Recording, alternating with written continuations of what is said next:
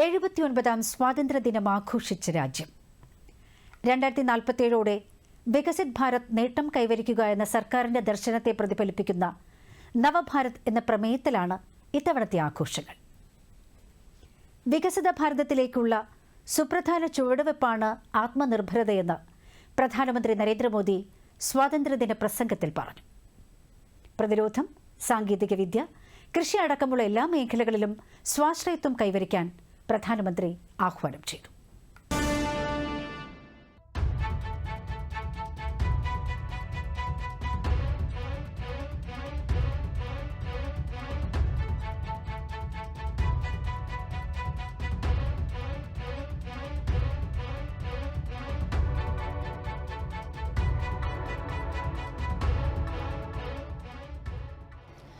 പ്രതിരോധം മുതൽ സെമി കണ്ടക്ടറുകളുടെ നിർമ്മാണം വരെ, ശുദ്ധോർജ്ജം മുതൽ കൃഷി വരെ, ഡിജിറ്റൽ മേധാവിത്വം മുതൽ യുവജന ശാക്തീകരണം വരെ 2047 വികസിത ഭാരതം എന്ന ലക്ഷ്യത്തിലേക്കെത്താൻ സർവ്വതല സ്പർശിയായ സ്വയം പര്യാപ്തതയാണ് രാജ്യത്തിന് വേണ്ടതെന്ന് പ്രധാനമന്ത്രി നരേന്ദ്രമോദി സ്വാതന്ത്ര്യദിന സന്ദേശത്തിൽ പറഞ്ഞു.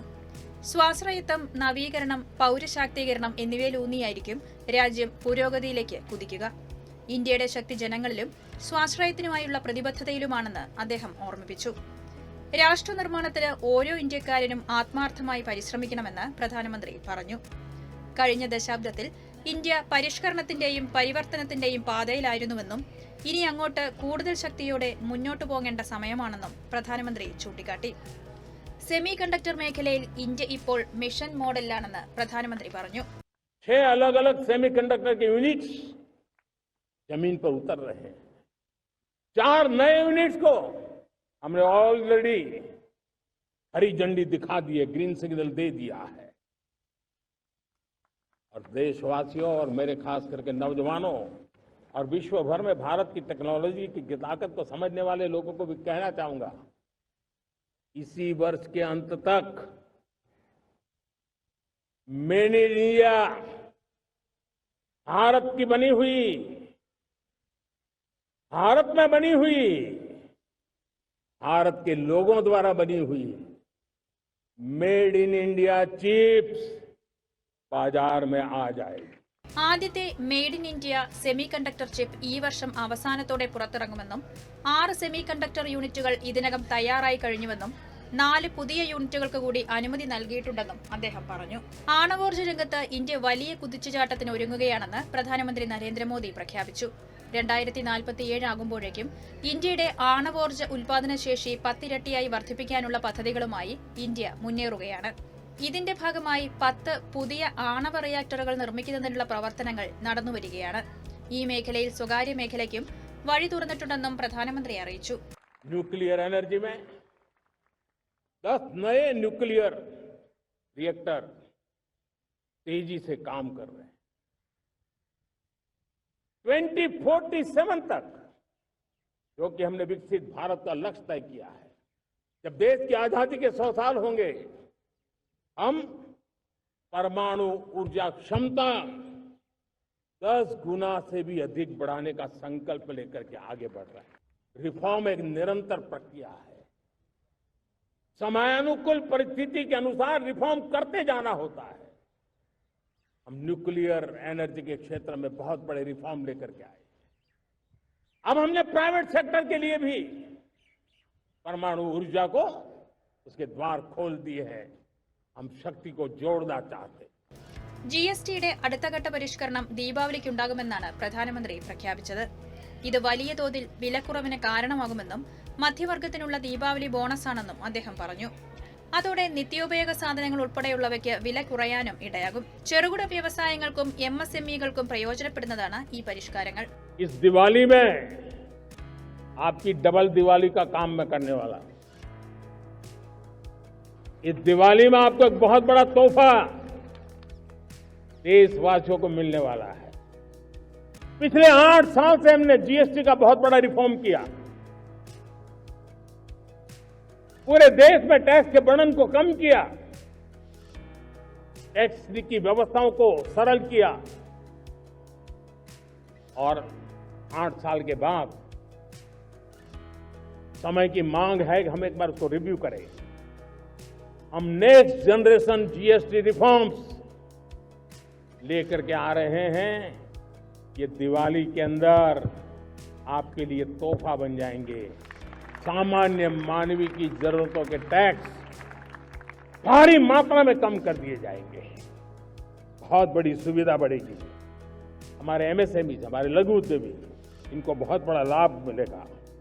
സാമ്പത്തിക പ്രവർത്തനങ്ങളുമായി ബന്ധപ്പെട്ട നിലവിലെ എല്ലാ നിയമങ്ങളും ചട്ടങ്ങളും നടപടിക്രമങ്ങളും വിലയിരുത്തുന്നതിന് ലക്ഷ്യമിട്ടുള്ള പുതിയ തലമുറ പരിഷ്കരണങ്ങൾക്കായി ഒരു ദൌത്യസേന രൂപീകരിക്കുന്നതായും പ്രധാനമന്ത്രി പ്രഖ്യാപിച്ചു. 2047ഓടെ ഭാരതത്തെ ഒരു വികസിത രാഷ്ട്രമാക്കുക എന്ന കാഴ്ചപ്പാടുമായി പൊരുത്തപ്പെടുന്ന തരത്തിലും നിലവിലെ നിയമങ്ങളെ പുനർരൂപകൽപ്പന ചെയ്യാനാണ് ദൌത്യസേന ലക്ഷ്യമിടുന്നത്.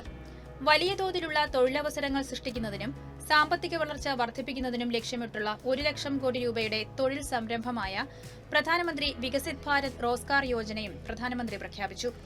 प्रधानमंत्री विकसित भारत रोजगार योजना आज ही 15 अगस्त को लागू हो रही है। ये आपके लिए बहुत खुशखबरी है। इस योजना के तहत निजी क्षेत्र में पहली नौकरी पाने वाले नौजवान को, बेटे बेटी को 15,000 रुपया सरकार की तरफ से दिए जाएंगे. 3.5 കോടി യുവജനങ്ങൾക്ക് പദ്ധതിയുടെ പ്രയോജനം ലഭിക്കും. സ്വകാര്യ സ്ഥാപനത്തിലെ ആദ്യ ജോലിക്ക് 15,000 രൂപയുടെ ഇൻസെന്റീവ് പദ്ധതിയിലുണ്ട്. അതിർത്തി പ്രദേശങ്ങളിലെ നുഴഞ്ഞുകയറ്റവും അനധികൃത കുടിയേറ്റവും മൂലമുണ്ടാകുന്ന ജനസംഖ്യ അസന്തുലിതാവസ്ഥയുടെ അപകടങ്ങളെക്കുറിച്ചും പ്രധാനമന്ത്രി പ്രസംഗത്തിൽ പരാമർശിച്ചു. ഈ ദേശീയ സുരക്ഷാ വെല്ലുവിളിയെ നേരിടുന്നതിനും ഇന്ത്യയിലെ പൌരന്മാരുടെ ഐക്യം, അഖണ്ഡത, അവകാശങ്ങൾ എന്നിവ സംരക്ഷിക്കപ്പെടുന്നുവെന്ന് ഉറപ്പാക്കുന്നതിനുമായി ഒരു ഹൈ പവേർഡ് ഡെമോഗ്രാഫി മിഷൻ ആരംഭിക്കുമെന്ന് അദ്ദേഹം പ്രഖ്യാപിച്ചു. जिनमें सामरिक के साथ साथ सिविलियन क्षेत्र भी शामिल है, जैसे अस्पताल हो, रेलवे हो, जो भी आस्था के केंद्र हो, उन्हें टेक्नोलॉजी के नए प्लेटफॉर्म द्वारा पूरी तरह सुरक्षा का कवच दिया जाएगा. രാജ്യത്തിന്റെ ബജറ്റിന്റെ വലിയൊരു പങ്ക് ഇപ്പോഴും പെട്രോൾ, ഡീസൽ, ഗ്യാസ് എന്നിവയുടെ ഇറക്കുമതിക്കായി ചെലവഴിക്കുന്നതായി പ്രധാനമന്ത്രി ചൂണ്ടിക്കാട്ടി. സൌരോർജ്ജം, ഹൈഡ്രജൻ, ജലവൈദ്യുത പദ്ധതികൾ, ആണവോർജ്ജം എന്നിവയിലെ പ്രധാന വികസനങ്ങൾക്കൊപ്പം സമുദ്രവിഭവങ്ങൾ ഉപയോഗപ്പെടുത്തുന്നതിനായി national deep water exploration mission ആരംഭിക്കുമെന്ന് അദ്ദേഹം പറഞ്ഞു. विकसित भारत बनाने के लिए न हम रुकेंगे, न हम झुकेंगे. हम परिश्रम की पराकाष्ठा करते रहेंगे और अपनी आंखों के सामने 2047 में विकसित भारत बना करके रहेंगे. ഡിജിറ്റൽ പേയ്മെന്റുകൾക്ക് യുപിഐയും കോവിഡ് കാലത്ത് വാക്സിനുകളും നിർമ്മിച്ചതുപോലെ ജെറ്റ് എഞ്ചിനുകൾ, സോഷ്യൽ മീഡിയ പ്ലാറ്റ്ഫോമുകൾ, വളങ്ങൾ, മറ്റ് നിർണായക സാങ്കേതിക വിദ്യകൾ, മരുന്നുകൾ, വാക്സിനുകൾ, ജീവൻ രക്ഷാ ചികിത്സകൾ എന്നിവ തദ്ദേശീയമായി വികസിപ്പിച്ചെടുത്ത് രാഷ്ട്ര നിർമ്മാണത്തിൽ പങ്കാളികളാകാൻ പ്രധാനമന്ത്രി പൌരന്മാരോട് ആഹ്വാനം ചെയ്തു. 103 മിനിറ്റ് നീണ്ട പ്രസംഗം പ്രധാനമന്ത്രി സ്വാതന്ത്ര്യദിനത്തിൽ ഇതുവരെ നടത്തിയ ഏറ്റവും ദൈർഘ്യമേറിയ പ്രസംഗവുമായിരുന്നു.